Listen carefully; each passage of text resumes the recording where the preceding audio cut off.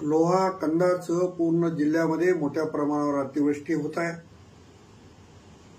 धुवाधार पाऊस मी माझ्या जन्मामध्ये एवढा बघितला नाही, एवढा पाऊस होतोय। आता सकाळचे 6:30 वाजले।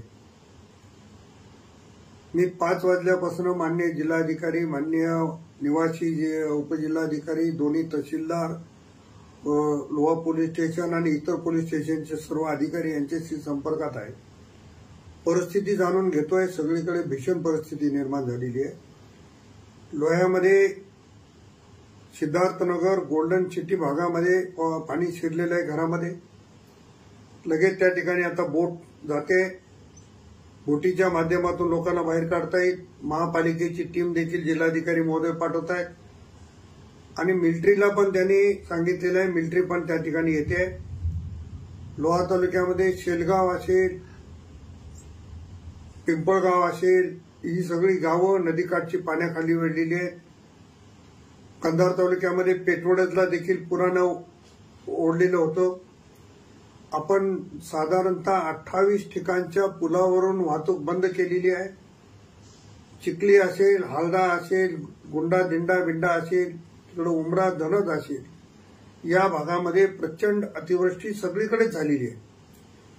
त्यामुळे सर्व नागरिकांना, सर्व कष्टकऱ्यांना माझी हात जोडून आग्रहाची विनंती राहणार आहे की आपण आपल्या जीवाला अगोदर सांभाळा। सगळ्यांना सुरक्षित ठिकाणी हलवण्याचा आपण सगळ्यांनी प्रयत्न करा, सगळ्यांनी मदत करा।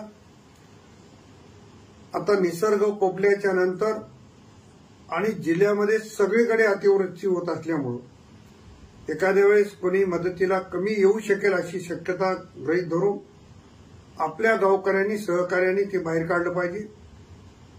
काल भूकमारीला पूर्ण पाण्याने वेढलेलं होतं। त्या गावाचं स्थलांतर आपण बाजूला केलं। रात्री त्यांच्या भोजनाची व्यवस्था केली, पण रात्रतून अनेक ठिकाणी अशा पद्धतीचा पाऊस झालेला आहे। त्यामुळे माझी सगळ्याला हात जोडून विनंती आहे की आपण या निसर्गाचा सामना करून जीवितहानी होणार नाही, पशुची हानी होणार नाही, अशा पद्धतीची काळजी घ्यावी। आपण सुरक्षित राहावं, अशा पद्धतीची आग्रहाची विनंती या माध्यमातून मी करतोय।